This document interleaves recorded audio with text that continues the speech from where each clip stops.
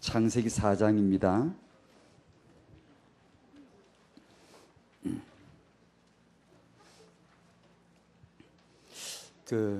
렘넌트 비전이 참 소중합니다. 저도 잘 몰랐는데 자꾸 이제 메시지 듣고 또 기도하며 또 이렇게 해갈수록 자꾸 느껴지고 정말 하나님이 여러분을 귀히 보세요. 그래서 여러분들이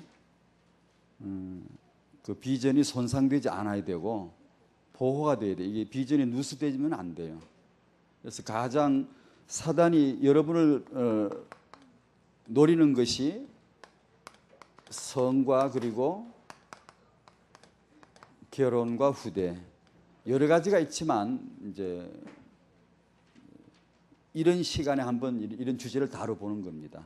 그리고 이런 주제들은 사실은 저도 전문가는 아니고 또 여러분 우리 세계비전교회 훌륭한 그런 전문인 교사가 계셔야 되고 또 만약에 안 계시면 여러분이 비전을 품으셔야 돼요. 앞으로 해서 후대들에게 이러한 메시지와 지도를 아주 자연스럽게 해줄 수 있는 그런 아주 전문인 선생님들이 서셔야 돼요. 서셔야 되는데 여러분 중에서 아마 이런 부분에 미래 전문 사역자로 부르실 수 있어요. 여러분 중에서. 그래서 한창 이렇게 자라나는 후대들에게 혼동되지 않도록 편안하면서도 성경적인 그런 답을 줄 수 있는 그런 사역이 참 필요합니다. 꿍꿍 앓고 그냥 말 못하는 게 참 많은 것 같고요. 결혼하긴 해야 되는데 여러분 결혼해야 합니다. 결혼할 줄 믿습니까? 근데 문제는 아까 우리 이제 집사님들 말씀 들어보니까 저도 그렇게 참 같은 느낌입니다만 결혼하고 싶은데 짝이 있어야지. 저 다른 교회 뭐 복음도 잘 모르는 사람들은 뭐 안 되겠고 우리 복음 알고 이제 언약 안에 들어온 사람들끼리 찾으려니까 아주 이렇게 좁아졌고 거기다가 진짜 예수님 닮은 신랑감만 찾으려고 그러니까 눈에 차야 말이지. 정말 마리아 닮고 리브가 닮은 신부감만 찾으려고 그러니까 이 눈에 차야 말이지. 그래서 이 말은 참 조심스러운데 너무 골라도 안 되고 너무 그냥 아무나 결혼해도 안 되고 여러분이 꼭 결혼을 이렇게 할 수 있도록 미리 지금부터 이걸 좀 이해가 되면 참 좋겠는데 계속 기도 제목 잡아놓고 혹시 이제 매일 내 자기 결혼해서 기도하겠다고 생각한 분 우리 청년들 우리 중고등학생도 좋고 너무 일찍 밝힌다 그렇게 안 할게. 네, 지금부터 내 하루 한 번은 정말 내 결혼을 위해서 기도하겠습니다. 그 마음에 이렇게 옵니까? 가든가요? 그랬으면 참 좋겠는데 하나님이 정말 그거 보실 거예요. 렘넌트 결혼 중요합니다. 그리고 하나님이 여러분 환경 속에 주셨어도 여러분이 너무 따지면 놓칩니다. 그러니까 아무렇게나 결혼해도 안 되지만 너무 고르다가 놓칠 수도 있습니다. 그러니까 완벽한 사람을 찾으면 안 됩니다. 내 자신이 부족한데 어디를 가 찾습니까? 완벽한 사람. 그러니까 열심히 잘 기도하고 메시지 따라가고 훈련 방향 맞으면 다 이렇게 다듬어집니다. 이 못나고 부족한 사람 만나서 서로 부딪혀 다듬어지는 것도 재밌습니다. 그거요. 때려봐도 완벽해가지고 그 참 재미없습니다. 그거 실수도 하고 자빠지기도 하고 거기서 은혜가 뭔지를 알고 그런 사람도 이해해야 돼. 은혜가 없으면 정말 힘들어요. 은혜 때문에 다 살다 보면 그런 재미가 있거든요. 살면서 살림살이 다 갖춰놓으면 재미없습니다. 그저 냄비 몇 개 가지고 살다가 살림살이 갖춰가는 그 재미도요 굉장히 좋은 거거든요. 그러니까 그렇게 하셔야지 뭐 안 되겠어요. 안 되겠어. 이래버리면 혼자 살아라. 그러니까 이게 독신도 있지만 결혼을 해서 하나님 앞에 그분의 계획을 이루어드리는 중요한 그 축복이 있으니까 꼭 결혼에 대한 비전을 보시도록 꼭 매일 기도할 수 있도록 하면 참 좋겠네요. 세 번째 강의 후대입니다. 렘넌트에게 꼭 해주고 싶은 말이 있습니다. 렘넌트 여러분들이 꼭 들어야 할 말이 있는데요. 아직 나이가 중고 이 정도 된 우리 렘넌트들에게는 와닿질 않을 거예요. 아니, 내 나이에 후대가 뭐고 지금 내 나이에 후대가 뭐냐, 이게 안 하다 할 거예요. 그걸 알면서도 제가 과감하게 해보는 거예요. 하나님이 역사하실 줄로 믿고, 지금 여러분 현실하고 좀 동떨어진 듯한 얘기일 수도 있지만 한번 잘 들어보십시오. 창세기 4장 1절에서 9절까지를 한번 같이 읽겠습니다. 시작. 아담이 그 아내 하와와 동침하매 하와가 잉태하여 가인을 낳고 이르되 내가 여호와로 말미암아 득남하였다 하니라. 그가 또 가인의 아우 아벨을 낳았는데 아벨은 양치는 자였고 가인은 농사하는 자였더라. 세월이 지난 후에 가인은 땅의 소산으로 제물을 삼아 여호와께 드렸고 아벨은 자기도 양의 첫 새끼와 그 기름으로 드렸더니 여호와께서 아벨과 그 제물은 연락하셨으나 가인과 그 제물은 연락하지 아니하신지라. 가인이 심히 분하여 안색이 변하니 여호와께서 가인에게 이르시되 내가 분하여 하면 어찌미며 안색이 변하면 어찌미뇨. 너가 선을 행하면 어찌 낯을 들지 못하겠느냐. 선을 행치 아니하면 죄가문에 엎드리느니라. 죄의 소원은 내게 있으나 너는 죄를 다스릴지니라. 가인이 그 아우 아벨에게 고하니라. 그 후 그들이 들에 있을 때에 가인이 그 아우 아벨을 쳐 죽이니라. 여호와께서 가인에게 이르시되 내 아우 아벨이 어디 있느냐. 그가 가로되 내가 알지 못하나이다. 내가 내 아우를 지키는 자니까. 이렇게 나와 있는데요.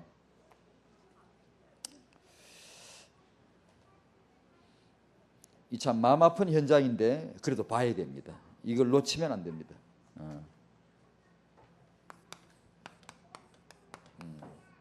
후대. 성령께서 역사해 주시기를 바랍니다. 제가 이 메시지를 정리하면서 중고 대청 우리 렘넌트들에게 이 메시지를 제가 전해야 되는데 가능하겠습니까? 하나님 역사해 주시겠습니까? 도와주십시오. 성령께서 특별히 역사해 주셔가지고 중고등 학생들이 일찌감치 내가 세계복음화 렘넌트 내 미래 후대를 내가 회복할 것이다 라고 하나님 앞에 결단 서도록 좀 도와주십시오. 그렇게 기도하고 제가 메모했습니다. 렘넌트는 하나님의 계획임을 믿습니다. 하나님의 계획. 이건 도전이 안 돼. 이건 거부가 안 돼. 저항할 수 없어요. 파도처럼 계속 올 거예요. 그러니까 이 메시지가 계속 내려올 거예요. 렘넌트 공동체 메시지. 자, 복음이라고. 그 다음에 세계 복음화 비전. 그 다음에 렘넌트. 이게 족보입니다. 족보. 이게 복음은 요즘 우리말로 좀 하나 좀 설명을 추가해 붙여보면 우리나라 정치가 정권이 바뀌죠. 누구 정권, 옛날에 뭐 이렇게 대통령 정권이 갈리고 또 정권이 갈리고 지금 노무현 정권 이렇게 들어섰는데 그렇게 부르죠. 김대중 정권 이런 부르죠. 근데 이 땅에는 영원한 정권이 없어요. 계속 바뀌어야 돼요. 바뀌어야 또 맞고요. 하나님의 정권은 영원한 나라예요. 하나님의 나라는 영원한 정권이고 쿠데타가 필요 없고 변할 필요가 없고 정권이 바뀔 필요가 없네. 예수 그리스도가 죽으셨고 부활하셨어요. 이 복음은 추가할 게 없고 감하면 안 되고 변할 수 없고 영원한 하나님의 나라예요. 무너지지 않는 완벽한 토대를 갖췄어요. 완전한 복음이에요. 이미 그분이 죽음을 경험하시고 부활하셨기 때문에 이제는 부족이 없어요. 부족이 없어요. 이제 완벽한 정권이라고 봐야 돼요. 무너지지 않습니다. 세계복음화는 그렇다면 세계복음화는 뭘까요? 세계 경영하시는 하나님의 정책입니다. 가장 세계 경영에 확고한 하나님의 정책입니다. 세상 정책은 많이 바뀌어요. 이게 수정 보완해야 되고 그렇지만 세계복음화는 하나님의 변할 수 없는 확고한 세계 경영입니다. 하나님은 어떻게 경영하시죠? 세계를 세계복음화로 경영하십니다. 그러면 그렇다면 이런 용어를 쓴다면 렘넌트는 뭐죠? 하나님의 현실 정치입니다. 현실 감각입니다. 이 하나님의 정책을 수행하기 위한 하나님의 현실 정치입니다. 성경을 여러분이 이 렘넌트 관점으로 한번 봐보십시오.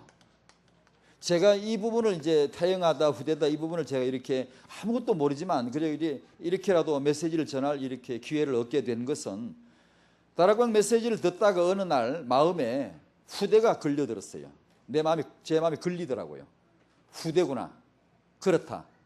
근데 이제 나이는 그렇게 많다는 건 아니지만 내 생에 하나 잡을 주제가 후대구나. 이것만이라는 건 아니고 나한테 마음에 딱 걸리기를 야 세계복음화를 위해서 후대를 봐야 되겠구나. 그게 마음에 걸려 딱 와가지고 계속 메시지 들으며 기도하고 계속 했죠. 그래서 성경 보고 하고 그렇게 하다가 후대를 회복하려면은 태영아가 중요하고 임신, 출산, 육아가 중요하구나. 그 제가 뭘 압니까? 모르니까 공부를 해봤죠. 이렇게 책을 읽으면서 공부를 쭉 해보고 그러면서 성경을 이제 그때부터 읽는데 그 전에도 물론 읽었지만 렘넌트 관점으로 보이기를 시작하더라고요. 성경이. 후대를 위해 늘 기도하다가 이제 성경을 보는데 창세기서부터 쭉 보는데 성경이 드디어 하나님이 왜 렘넌트 운동을 하시겠구나. 하나님이 왜 렘넌트를 축복하시겠구나. 렘넌트 운동은 정말 하나님의 계획이구나. 이거 되는 거구나. 이건 정말 우리가 하나님의 계획을 빨리 눈치채야 되겠구나.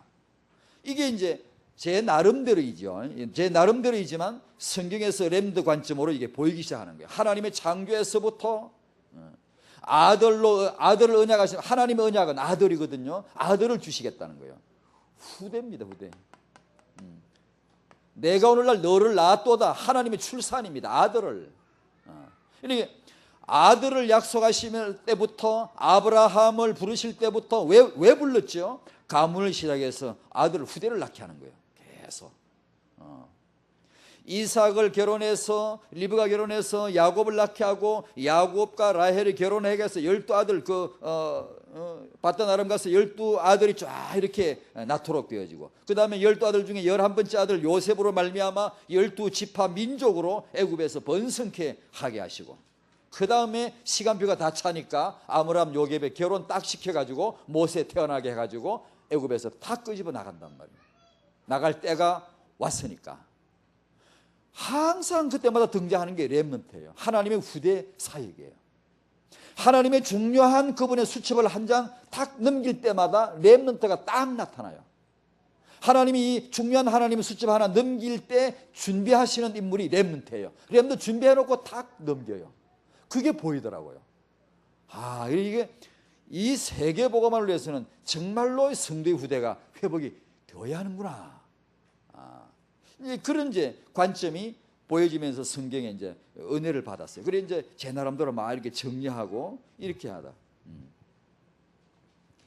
아브라함의 가문을 렘넌트 운동을 위해서 구별된 가문이에요. 근데 아브라함이 움직일 때마다 전부 렘넌트 운동이에요. 아브라함이 그 식구들이 이삭이 야곱 하나 낳죠. 그 형도 있었지만 쌍둥이 있었지만 이제 야곱을 통해서 그다음 야곱이 저 바단 아람 동쪽에 외삼 집에 막 도망가죠. 막 형을 피해 도망가는데 알고 보니까 12아들 낳게 하는 하나님의 렘넌트 운동이 그게요. 그 다음에 요셉을 애굽에 먼저 딱 박아놓고는 딱 이렇게 렘넌트 세워놓고는 12아들을 애굽으로 불러들입니다. 그게 렘넌트 운동이에요. 애굽에 가서 12지파를 만드는 거예요. 히브리 여인들이 애를 얼마나 잘나는지 계속 후대 번성케 하는 거예요. 생육 번성 충만. 그러면 정복하고 다스리자 해가지고 이제 드디어 출애굽하지 언약의 땅으로 가자 이거예요. 광야에 나와가지고 40년 동안 한 게 1세대 다 죽으면서 2세대 렘넌트 운동을 하시는 거예요.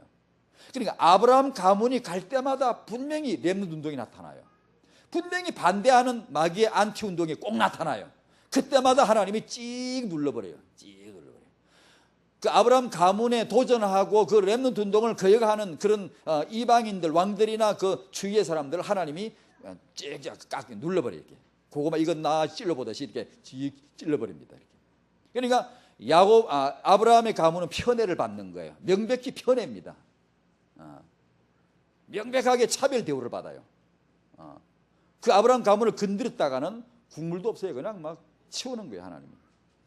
왜 그럴까요? 아브라함의 가문의 렘넌트 운동 그 안에 핵심은 뭐냐 하면 하나님의 아들 임마누엘 그분이 계시기 때문에요. 그분이 아브라함 가문을 통해 오실 것이기 때문에 그래요. 그래서 하나님은 특별하게 아브라함의 가문을 이렇게 보호합니다. 이렇게 렘넌트 운동을 보호합니다. 언약의 땅 정복을 위하여. 오늘 여러분 이 세계비전 교회나 렘넌트 운동을 왜 하나님이 보호하시고 축복하시게 되어 있는가? 세계복음화 해야 되기 때문에요. 보호하신단 말이에요. 그렇죠? 그걸 다시 한번 여러분도 하도 성경 많이 들어서 잘 알죠? 창세기 3장 15절에서 약속하시고 이사야 6장 13절에서 거루터기로 말씀하시고 이사야 7장 14절에 임마누엘 처녀가 낳는 아들 거룩한 씨 여자의 씨 거룩한 씨 처녀가 낳는 아들 똑같은 말입니다.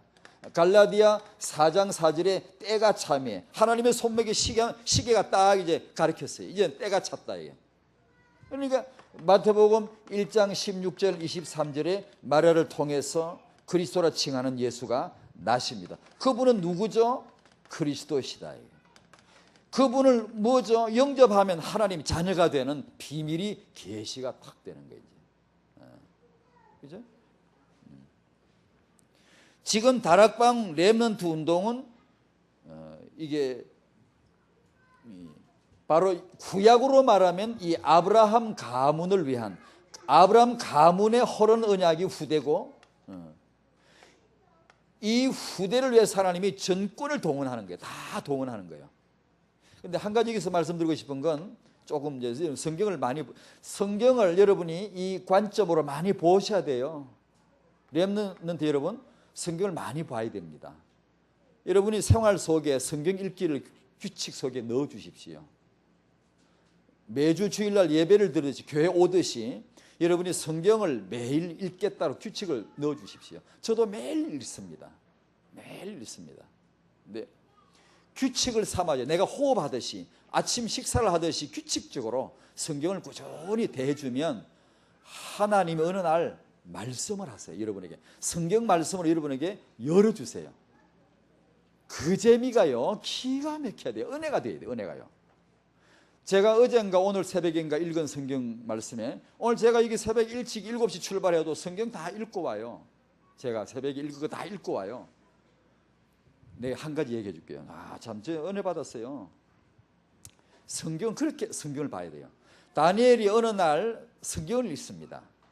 옛날에 자기 선배 선지자 예레미야가 쓴 성경을 읽어요. 다니엘 9장에 나오는 얘기예요. 예레미야의 책을 우리말로 성경이에요. 그 성경을 읽어가다가 딱 깨달아요. 그게 이제 70년이라 예레미야가 뭘 예언했냐 하면 앞으로 이 유다가 우상 숭배하고 하나님 말씀 안 들으니까 니들 징치받아 가지고 저기 바벨론에게 포로 잡혀갈 거야. 가서 70년간 포로 생활할 거야. 그걸 예레미야가 예언했어요. 그 예언이었거든요. 그때는요. 전혀 미래거든요. 근데 다니엘은 누구죠? 바로 그 유다가 망할 때 잡혀간 유다 나이 어린 5살이나 10살이나 이 정도 된 소년이 어린 아이였단 말이에요. 그때 끌려갔단 말이에요. 그 바벨론에 느부갓네살에 끌려갔단 말이에요. 그러니까 끌려가서 예레미야 책을 읽다가 바벨론에 와서 포로 생활을 얼마 한다고? 70년간 한다고 예레미야가 말했다는 걸 읽다가 딱 치는 거예요. 계산해 보니까 70년 다 찬 거예요. 그러니까 아마 다니엘이 한 80세 정도 됐을까요? 계산해 보니까 70년이 다 찬 거예요. 다니엘이 무릎을 딱 꿇습니다. 하나님 70년이 다 찼군요. 우리가 돌아갈 때가 됐군요. 하나님 우리를 용서해 주시고 그 언약의 땅으로 다시 돌아가게 축복해 달라고 기도를 길게 드립니다. 여러분 성경을 읽다가 그런 깨달음이 와야 돼요. 신약을 읽다가 구약의 그 말씀이 바로 이런 뜻이구나 하고 쨍하고 이렇게 맞부딪혀요. 구약을 읽다가 신약의 그 말씀이 이런 뜻이구나 하고 자 이렇게 마주쳐요. 그런 걸 은혜를 받아야 돼요. 그게 얼마나 재미있는지 몰라요. 다니엘이 그런 걸 깨닫더라고요. 그러니까 그런 성경을, 은혜를 여러분이 받아야 되는데, 성경을, 하나님의 말씀책을 가까이 가능한 규칙적으로 읽어주면 언젠가 여러분의 마음에 말씀의 대로가 짱 하고 열릴 수 있어요. 그러면요, 렘넌트 키가요 확 커버립니다. 쑥 커버려요. 엄청난 비전, 눈이 막 올라가 버립니다. 성경을 많이 그리고 자세히 보는 버릇을 길들이면 참 좋습니다. 두 번째 넘어갑니다. 아브라함 가문의 후대 렘넌트 운동 하시듯이 지금 RUTC를 통해 후대 운동 하신다. 아까 그 말씀 하려고 하는데, 아브라함 가문, 이건 좀 어려운 건가 모르겠지만 잘 한번, 그렇지 않아요? 여러분 잘 들어보세요. 창세기 18장에 보면 하나님이 아브라함에게 아들 없죠, 할머니 됐죠, 사라, 아브라함 할아버지 됐죠, 애기 못 낳아요. 그런데 하나님이 자꾸 아들 주겠다고 약속하죠. 아브라함 피 웃죠. 황당하다 이거죠. 사라도 웃었죠. 피식 웃죠. 하나님 아주 그냥 황당한 분이다 이거죠. 그런데 하나님은 계속 약속하세요. 약속하시면서 뭐라고 하시냐면, 명년 이때에 1년, 앞으로 1년 안에 사라가 아이를 낳을 것이다. 명년 이때에 내가 너희한테 올 것인데 그때 사라가 아이를 낳을 것이다. 그 말씀을 하세요. 두 번이나 반복에 자꾸 하세요. 1년 만에 사라가 아들 낳았죠. 이삭 낳았죠. 그러면 우리는 사라가 아들 낳은 이삭의 눈에 보이는 아들이 중요하게 보이지만 더 중요한 게 뭐죠? 내가 너에게 올 텐데 그때 사라가 아들을 낳을 것이다. 그러면 뒤집어 보면 사라가 아들을 낳은 것은 보이지 않는 그 하나님의 아들께서 아브라함 가문에 임재했다는 외적인 하나의 사인입니다.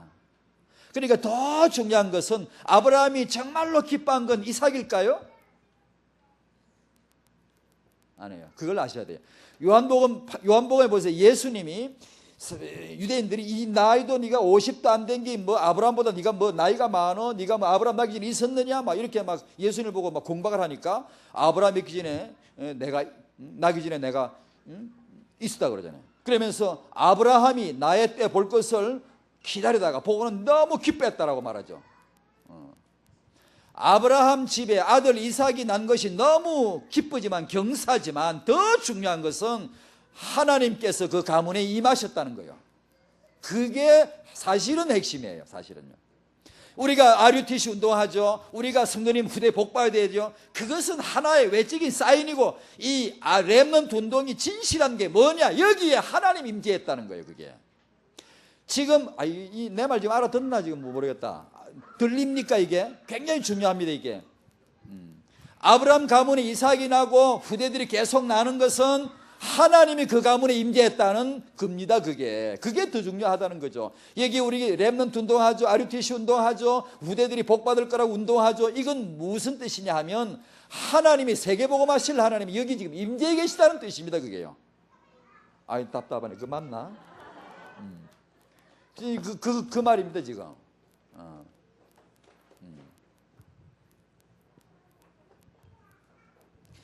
렘넌트는 하나님의 계획이었지만 이 비전이 누수가 될 수 있습니다.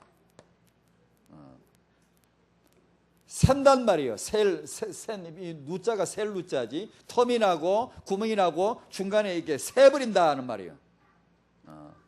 이걸 이제 이번 주제에 제가 이걸 좀 삼아봤습니다. 여러분이 하도 비전이 중요하니까 렘넌트들이 정말로 이렇게 제대로 보호를 받아야 되는데, 사단이 분명히 이런 걸 노릴 테니까 이 부분에 있어서 텀을 주면 안 되잖아요. 텀을 주면 안 돼요. 막이란 말이 뭐죠? 텀을 파고들어서 이간을 시키는 게, 둘을 팍 쪼개버리는 거예요. 그러니까 렘넌트들이 이 부분을 꼭 성공해야 되는데, 비전 누수를 차단해야 되는데, 그래서 오늘 본문에 아주 뼈아픈 과거사를 덜먹인 거예요.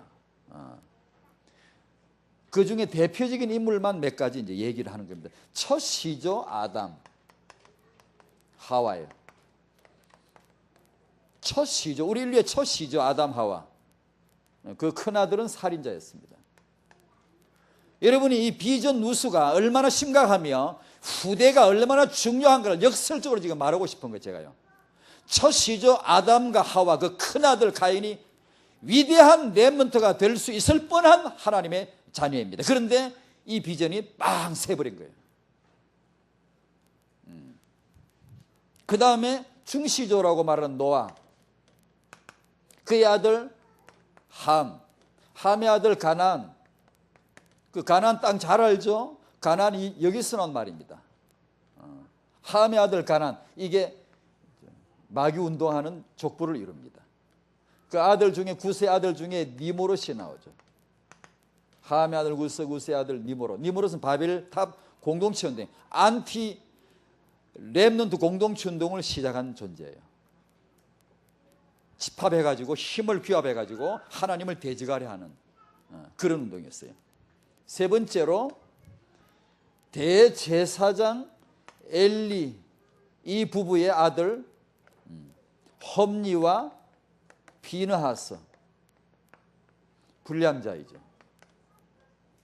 그리고 최고의 선지자 사무엘, 그 아들 요엘과 아비야, 부패한 사람입니다. 아주 타락한 아들들입니다. 다섯 번째, 최고의 왕 다윗. 대표적인 인물만 일부러 꼽는, 왜냐하면 이 뼈아픈 우리 과거를, 정말 와신상담이란 말이 있잖아. 우리 선조들이 썼던 말 중에 정말로 와신이란 말은 섭해, 이게 짚을 깔고 섭해서 내가 자기도 원수 갚을 때까지. 옛날에 중국의 오나라 월나라 그 두 싸울 때 생긴 말인데, 이게 그 다음에 이쪽은 뭐냐, 상담. 내가 저 원수 갚을 때까지 곰 쓸개를 핥으면서 쓰디쓴 맛을 내가 계속 보면서 원수를 잊지 말고 내가 준비해가지고 반드시 내가 원수를 갚을 거야. 내가 이 목적을 달성할 때까지 내가 정말로 내가 각오해야 돼.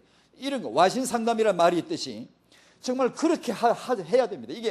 이게 남의 일이 아니라 우리 집안에 여러분의, 자, 보세요. 여러분의 할아버지 때 멀리 가지 말고, 여러분의 할아버지 때, 여러분의 조상 때, 가까이 있는 여러분의 부모님 때 이런 일이 만약에 있었다고 생각해 보세요. 아주 비참한 이런 일이 있었다고 생각해 보면 이게 남의 일입니까? 지금 남의 집안 일이 아니고 내 형제, 내 조상, 내 가문의 일이란 말이죠. 그걸 지금 말씀드리려고 하는 겁니다. 다윗의 아들 압살롬, 암논, 그 다음에 아도니아, 이런 아주 패륜 아들이었습니다. 렘넌트 비전이 누스되고 있다. 게다가 사사기는 뭔가 하니, 렘넌트 비전 누수가 시대적으로 아주 구조적인 문제로 딱 뿌리가 내린 거예요. 이 어느 날 순간적으로 일어난 게 아니고 그 시대적으로 구조적으로 아주 시스템을 깔아버렸어요. 사사기 보면 그래요. 되다가 안 되다가 되다가 안 되다가 되다가 안 되다가 계속 반복해요. 아예 그냥 구조적으로 그렇게 돼버렸어요. 그러니까 성도의 후대가 회복되지 못하고 그 다음 때 가서 망해버리고, 그 다음 실컷 얻어맞고 회개하고 구원받고 살만하면 또 죄져가지고 또 후대가 완전히 망해버리고, 그게 반복이 되는 거예요. 시대적 구조적인 문제예요. 사사기. 그죠? 비전 누수입니다. 새 뿌린 거예요. 이게 사고를 치는 거예요. 화재를 일으키듯이, 누전되는 게 화재를 일으키듯이 말이에요. 시대적 인물들의 치명적인 실패가, 이분들의 실패가 자기 사익이 아니에요. 성공했어요. 자기 직분이 아니에요. 직분 성공했어요. 그죠? 자기 당대 비전 실패 안 했어요. 다 성공했어요. 치명적인 그런 비전 누수가 된 게 어디냐 하면 후대입니다. 후대. 이걸 왜 성경이 기록을 했겠어요? 왜? 우리 집안 일을 왜 이렇게 기록했겠어요? 이분들이, 우리가 인물들이, 위대한 사명자들이 자기는 30년, 40년, 50년 열심히 일하다가 가면 끝나지만, 가고 나면 마귀는 그때부터 나와 슬슬 일하기 시작합니다. 그걸 아셔야 되죠. 이분들이 당대에 살아계실 때는 승리하죠. 사무엘이 있는 동안에 블레셋이 꼼짝 못해요.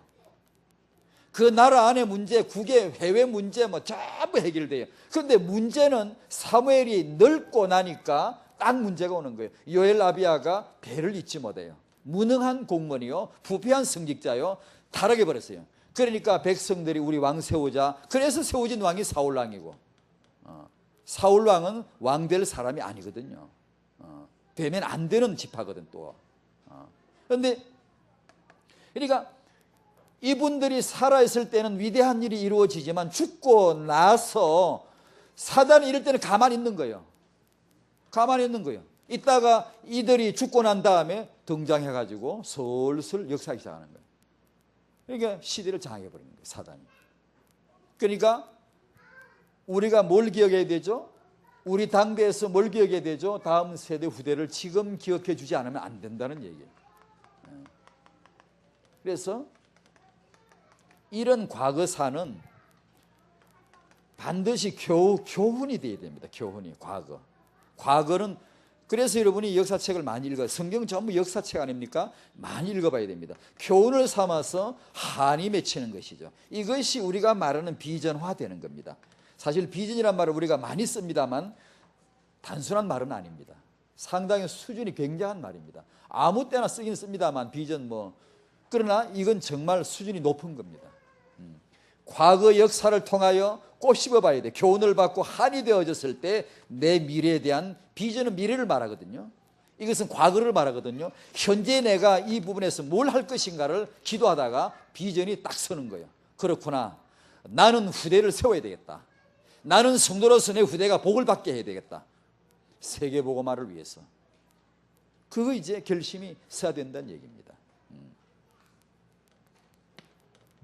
세 번째로 우리 렘넌트들은 후대 비전을 품어줘야 돼요. 렘넌트 여러분들은 축복을 받을 것입니다. 복음의 은혜를 받아야 돼요. 복음, 기초 메시지, 복음의 메시지, 왜 그리스도가 아니면 안 되느냐, 왜 여자의 후손이 아니면 안 되느냐, 왜 종교는 안 되느냐, 왜 율법은 안 되느냐, 사단의 정체가 뭐냐, 이런 복음의 기초가 여러분 마음속에 다 정리가 될 때까지 들으십시오. 여러분이 그런 기초 메시지하고 내 앞으로 공부하고 내 앞으로 사회생활 해야 되고 내가 앞으로 내 미래를 계획하는데 그거하고 무슨 상관이 있겠느냐? 아닙니다. 이 복음을 여러분이 잘 듣고 여러분 안에 답이 난다는 것은 여러분의 미래가 몽땅 다 걸려있어요. 하나님이 여러분을 어떻게 인도하실 건가 전부 여기 다 걸려있어요. 그러니까 복음을 자꾸 들어보시라는 거예요. 세계 복음화 하나님의 이 비전이 마음에 다 걸려들길 바랍니다. 그렇다면 그 다음에 준비죠. 준비는 뭐죠? 우리 삶을 규모를 갖추는 거예요. 계획을 하는 거예요.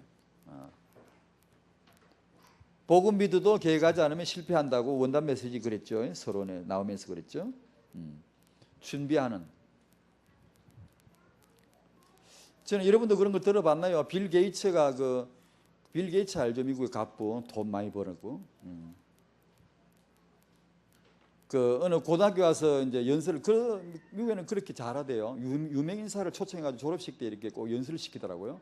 그러면 우리 젊은 학생들이, 나이 어린 학생들이 큰 야망의 어떤 도전을 받아요. 빌 게이츠가 그때 이런 말을 한 게 스크랩을 보니까 나오는데, 세상을 원망하지 말라. 세상을 원망하지 마라. 불평하지 마라. 인생에는 공평하지 않은 일이 많이 만난다. 그렇게 보일 때가 많다. 불평하지 말라. 세상을 원망하지 말라. 여러분이 학교 가면 선생님이나 그 학교에 대해서 까다롭다고 불평하지 말라. 지가 잘못하면 지 인생 지가 망치면서 부모님 탓하지 마라. TV나 컴퓨터 게임은 현실이 아니다. 그런 몇 가지 요지의 연설을 했더라고요. 이 학생들에게. 그 나온 것 중에 많은 경우가 불평과 원망하지 말라는 그런 거. 그런 사람이 연설한 거지만 일면 일리가 있습니다. 그런 사람들의 말 속에 일면 일리가 굉장히 많아요. 여러분들이 여러분의 부모님을 타담하면 안 돼요. 여러분이 부모님 통해서 영적인 문제 굉장히 많이 이어받았다고 칩시다. 부모님을 타담하면 안 돼요. 여러분 이제 렘넌트 오늘 어제 우리 다른 교회에서 이제 렘넌트하고 이 메시지도 나눴는데 많이 모였어요. 만약에 정말 이 부모 세대, 왜 여러분들이 부모를 타다할 수 없고 타다하면 안 되고 여러분이 그걸 넘어가야 되는 거, 어떻게 그걸 초월하고 부모님을 이해해 드려야 되고 왜 그래야 되는가를 막 소리쳤는데 여러분이 그걸 잘 아셔야 됩니다. 여러분이 이게 삶의 규모를 이렇게 갖추어 갈 때 여러분 나 간단히 이거 얘기도 해줄게. 이거 뼈 아픈 얘기지만 해야 돼. 이것도. 일본은 우리 한국의 교회는 일본에 담배 가게보다 많다고 그래요. 일본의 담배 가게보다 많은 게 한국의 교회라는 거예요. 그런데 거짓말하는 거 있죠. 거짓말, 위정, 무고, 사기 세 가지로 나타나는데 거짓말하는 게 일본에게 비해서 우리 한국이 100배로 많아요. 검찰에 고소 고발된 사건만 추려서 100배로 많아요. 일본은 우리보다 100배로 그 교회가 없다고 봐야 돼요. 그런데 정직성이나 거짓말하는 것도 우리가 100배로 더 많아요.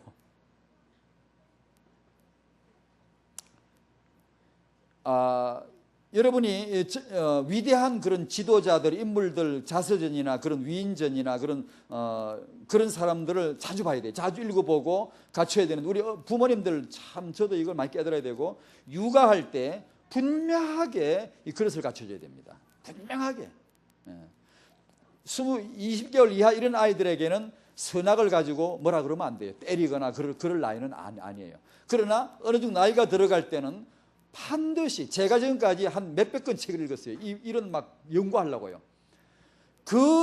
예를 들면 스필버그 같은 사람이 저런 탁월한 어떤 창의를 가진 기발한 영화 감독이 된 것은 그 어머니 육아가 굉장히 자유방임적인 육아였어요.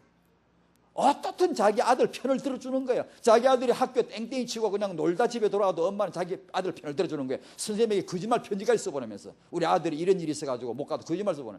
이 정도로 자기 아들을 믿어주고 막 방임시킬 정도로 했어요. 그런 식으로 해서 인물이 된 사람들은 대개의 그런 예능계통, 그런 아주 좀 정신이 산 사람들 있잖아요. 좀 이렇게 막 댕댕댕댕 이러고 막 거기 이렇게 사는 사람. 좀 제정신 못 차리고 사는 그런 예능계통 인물들은 그런 식으로 많이 나와요. 좀나. 그런데 인물들 제 나름대로입니다. 조사한 바로는 열에 한 명 정도 그렇고 대부분의 지도자 리더들은요 엄격하게 자랐어요. 여러분 어릴 때 함부로 행동하는 거 부모님이 용납하면 안 돼요. 엄마한테 막 대들죠. 때리고 절대 용납하면 안 돼요.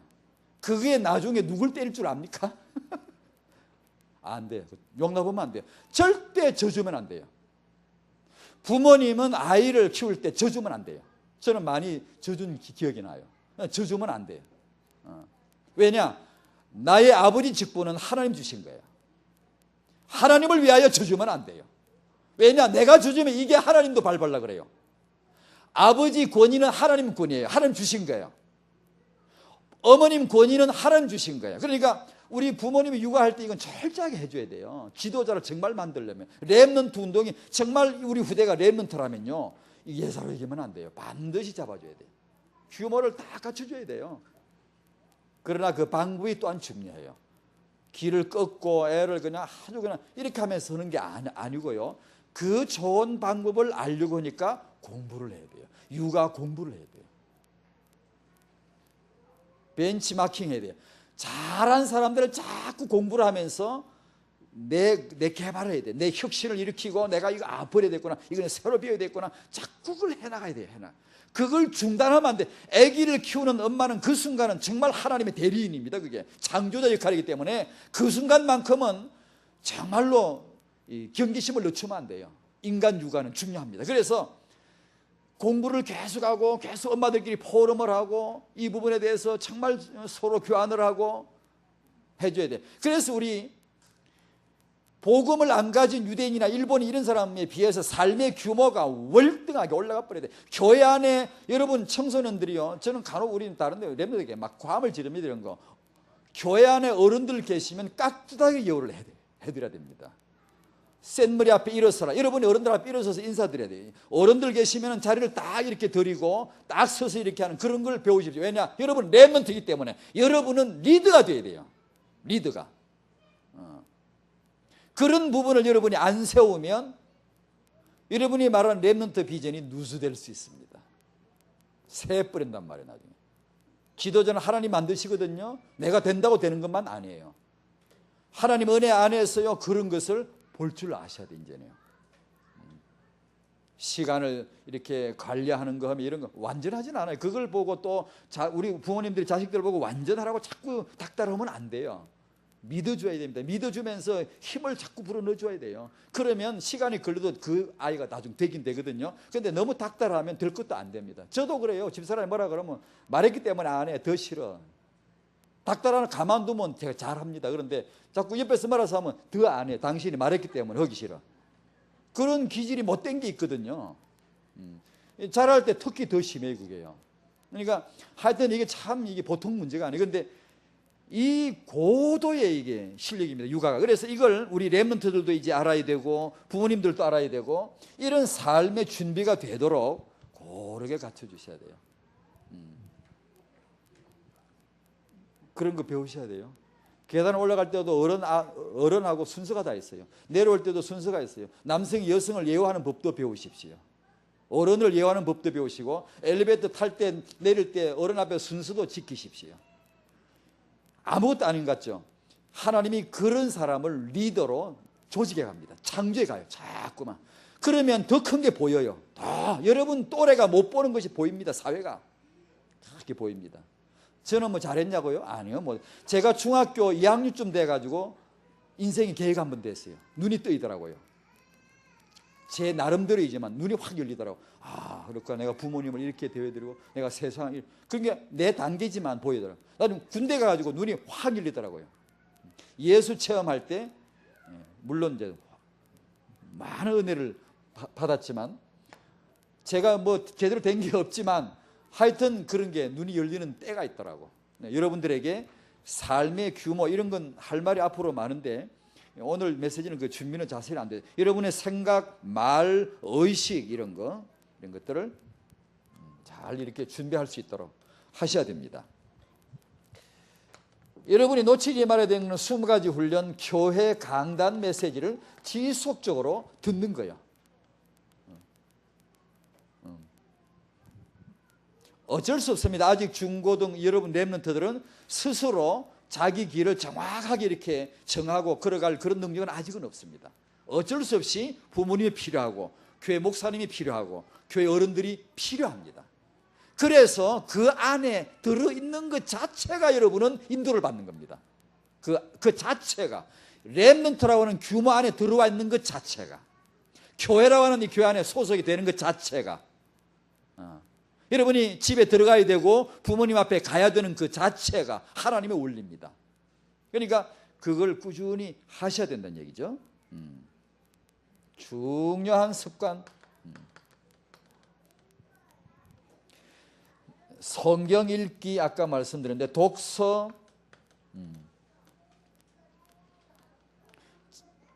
여러분이 독서하는 거 우리 태영아 메시지는 자주 강조했습니다만 제 집에도 그걸 써붙여놨어요. 우리 아이들 다음 후대 뭐 그게 저는 뭐 조그만하지만 제 한이 돼 손이 됐는데 막 우리 가문을 이렇게 만들자.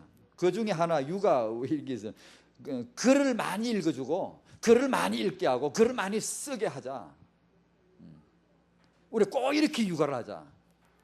어렸을 적부터 여러분 막 요즘 막 이게 막 어릴 적부터 조기유학 보내고 그러는데 그게 괜찮은 건지 각자 나름대로 좀 생각해볼 문제가 있습니다만은 제가 얼마 전에 그 이원설 박사님이라고 여러분 아시나요 혹시? 서강대 이사장으로 지금 현직인가? 그분이 어릴 적에 가난했어요. 정말 가난했어요. 하우스보이로 일했고요. 남의 집에 머슴 살아주고 일해주고 거기서 밥 얻어먹고 살 정도로 가난했어요. 근데 어느 날 메시지 책을 하나님을 위하여 대망을 품어라 이 말을 딱 듣고요. 이 꼬마 아이가요 꿈이 확 생겼어요. 그렇구나 내가 하나님을 위하여 큰 꿈을 품어야 되겠다 해가지고 막 이제 기도하는 거예요. 메시지 듣고 막 기도하는.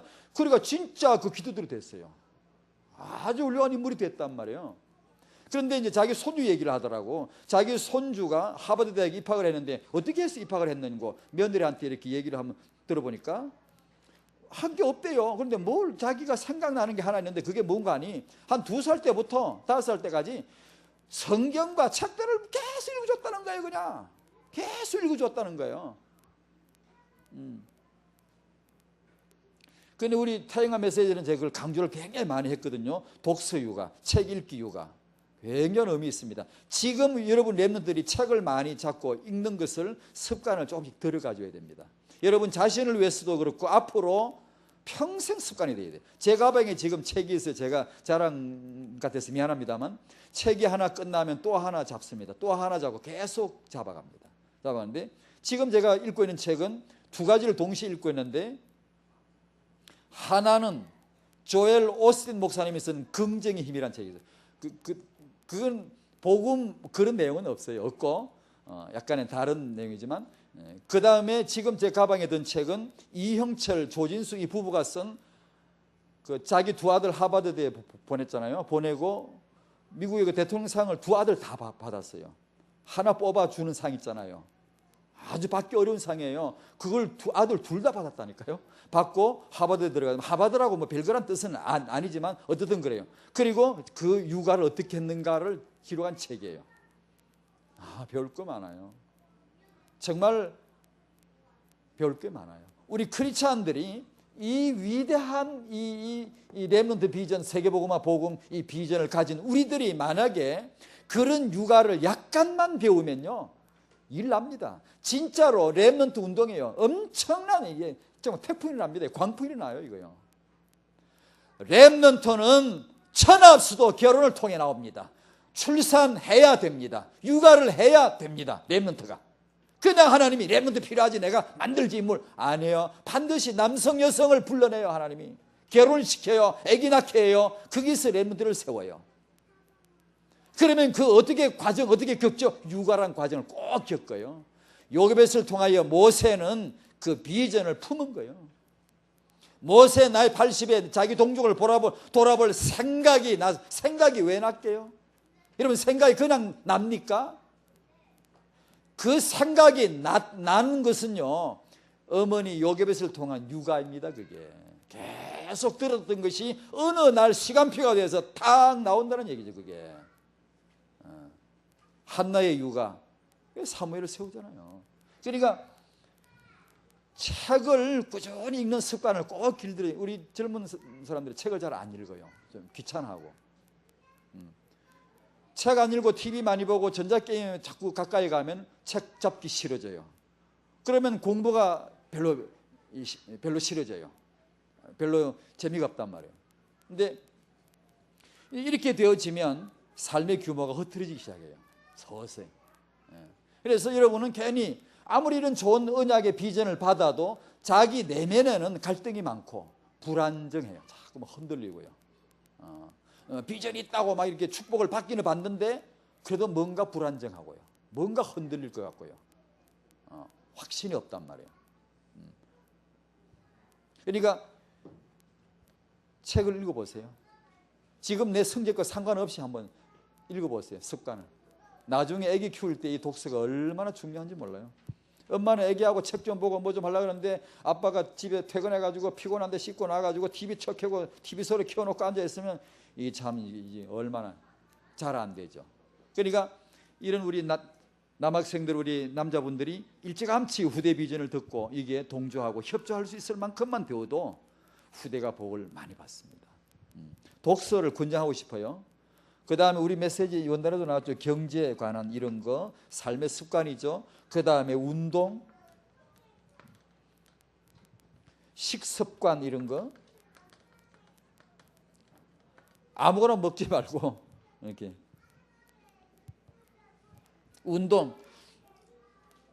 저는 집에서 별로 움직이지 않으니까 나갈 때만 나가고 막 끝나면 빠르르 그냥 토끼 지집에 들어가듯이 그냥 따로 들어가 버립니다.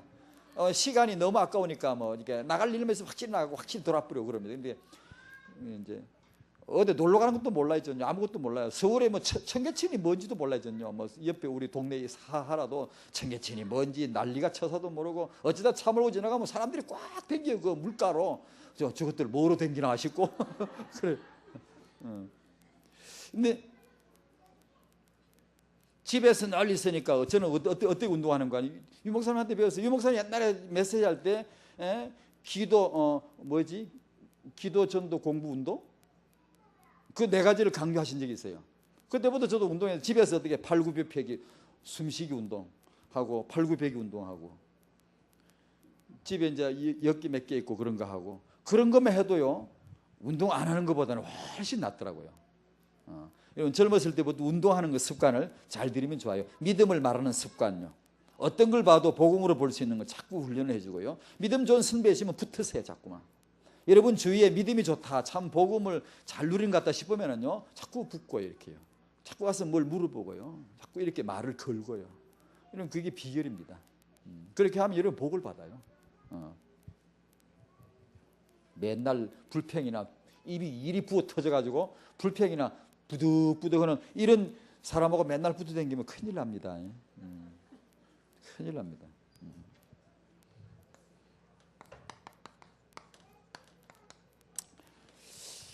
자, 우리 1, 2, 3강을 했는데 오늘 렘넌트는 하나님의 출발이다. 이걸 결론적으로 한 말씀드립니다. 자, 성경에서 나오는 출발 두 가지가 있어요. 첫 번째 창세기 1장 27절 청년입니다. 하나님은 청년 아담을 만드셨어요. 청년 아담에게서 청년 여자를 만들어내고 그 다음에 결혼했어요. 그러니까 하나님의 출발은 누구다? 청년이다. 하나님의 첫 출발은 청년이다. 그 다음에 성경에 나오는 첫 출발이 뭐니 해도 이걸로 출발해요. 타영하예요. 후대예요. 생육 번성 충만이죠. 그러니까 청년의 때에 성경은 청년의 때에 이 말을 창조자를 알아라. 어려서부터 그런 말을 꼭 씁니다. 어려서부터 이게 출발이에요. 두 가지. 이 둘은 청년의 이 타영에서부터 청년기까지 긴 기간이거든요. 이 기간이 뭐냐 하면 돈벌이가 안 돼요. 덕이 안 돼요. 별로. 전부 준비하는 기간이에요. 돈 쓰는 기간. 속 썩이는 기간. 누군가가 도와줘야 되는 기간. 이게 길어요. 이 엄청난 기다란 이 시기를 마귀가 통째로 집어 먹어버리려고 그래요. 들어 먹어버리려고 그래요. 그래서 비전 누수 막아라. 비전이 새는 걸 막아라. 이 시기는 시대적인 황금의장이고 시대적인 사각지대입니다. 비전 누수되지 않게 하라. 그 다음에 여러분은 속지 말아야 된다. 반복합니다. 왜냐? 렘넌트이기 때문에. 속지 말아라. 이 속지 말라는 말이 무슨 뜻인가도 여러분 많이 포럼해야 됩니다. 유 목사님 통해 듣는 건데 자주 포럼 해보셔야 되는데 간단히 지나갑니다. 여러분을 통해서 미래 후대가 회복이 될 것입니다. 저는 이것을 믿습니다. 누가 어떻게 될지 모르겠는데 저는 믿습니다. 믿길래 저는 이걸 맨날 부르짖죠. 믿습니다. 저는 여러분을 통해 후대가 회복될 줄 믿습니다. 그래서 저는 그냥 믿음으로 말하는 거예요. 저는 될 줄로 믿어요. 왜냐? 이건 하나님이 꼭 하실 운동이거든요. 그래서 여러분은 이 누수를 막아라. 그 누수는 특히 마귀가 여러분 앞에 성으로 결혼으로 후대란 이 주제를 걸고 덫을 놓을 것이다.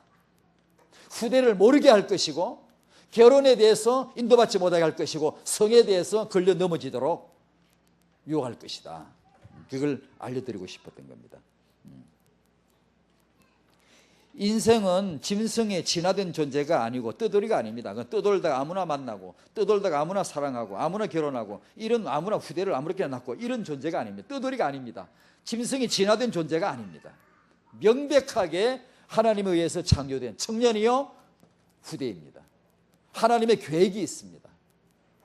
그러니까 그런 분명한 언약을 가지고 분명한 비전을 가지고 이 말을 또 오해하면 아까 제가 서두에 우리 중자분들하고 말씀 들으니까 참 그게 내 문제고 또 우리들 현장 문제고 이게 언약이다 막 이게 막 강조를 하다 보니까 이게 눈에 차는 상대가 안 보여. 믿음이 시원찮게 배우고 이게 애기 별로 안 좋고 이렇게 찍찍 걷다 보면 남는 게 있어야지. 자기도 남에게 옆 사람에게 찍 그인다는 걸 알아야 돼요. 내만 그을 수 있나? 남도 나를 그은다는 걸 알아야 돼요. 그러니까 어지간하면 사는 게 좋아요. 아닙니다. 여러분 결혼은요 어지간하면 사는 게 좋고 만들어가는 겁니다. 그 재미있어요. 은혜가 있기 때문에 괜찮아요. 은혜가 있기 때문에 너무 이제 아까 우리 그냥 뭐 진짜 하게 맞죠. 특히 자매들이 이 형제 남자 하나 잘못 만나면 진짜 평생 진짜 참 고생하는 건 맞긴 맞죠. 그러나 너무 지나치게 그러다가 너무 시집 못 가면 그것도 어렵네. 어려우니까 엔간하면 하는 것도 좋아요. 엔간하면 결혼해가지고 열심히 둘이 언약 향하에 가자고. 우리가 둘 다 부족하니까 열심히 손잡고 같이 언약 향하에 가고, 그래서 그게 뭐 깨어지고 다시 재조립되고 뭐 이런 재미로 사는 거지. 그러니까 왜냐하면 지금 이 다락방 안에 놓친 애들이 너무 많대요. 우리 딸도 30살이 넘었어 지금. 나 아까 내 밥 먹다 걱정돼서 우리 큰딸 걱정이 너무 되더라고 갑자기. 지금까지 걱정 안 했거든요. 아니 진짜 30 넘어가면 이게 아기 낳을 때도 힘들고 안 좋아요. 아기 육아할 때도 어렵고요. 안 좋아요. 초산은 일단 초산 연령은 일단 더 어려야 돼요. 30 넘어가는 건 안 좋아요. 둘째, 셋째 낳는 건 30 넘어도 괜찮지만 초산은 달라요. 의미가 아주 틀립니다. 근데 참 내 걱정이죠. 예. 누가 좀 우리 딸 중매 좀 쓰시오. 여기도 처녀들이 더 많을걸? 이 동네도? 여러분이 이 분명한 목적, 이 성이나 결혼 후대에 대해서 분명하도록 분명한 그런 목표를 가지고 여러분은 그 헐값에 여러분 넘기면 안 됩니다. 그러나 또 다시 반복합니다. 노빠심이 있어서. 그러나 그런 말을 너무 곡해가지고 너무 지나치게 따지란 뜻은 아닙니다. 다 따져가지고 상대를 못 찾는 그런 것보다는 분명한 이 부분에 대한 목표의식을 가져야 돼요. 여러분의 성은 하나님의 성전이고 형상입니다. 고귀한 거란 말이에요. 세계복음할 성이란 말이에요. 남성이 여성이란 말이에요. 그러니까 여러분의 결혼은 세계복음화 후대 전략의 중요한 몫이란 말이에요. 이게. 여기서 응답을 받아야 후대가 사는 거예요. 그리고 여러분 잊지 말아라. 내가 렘넌트지만 내 후대는 나보다 더 큰 렘넌트가 될 것이다. 그게 하나님의 계획이다. 우리 이런 중학교 학생들에게는 그 말이 쉽게 안 와닿죠. 내가 언제 시집 가서 애 낳는게 지금 해야 됩니다. 나는 나보다 더 큰 강한 좋은 후대를 낳을 거라고, 회복할 거라고.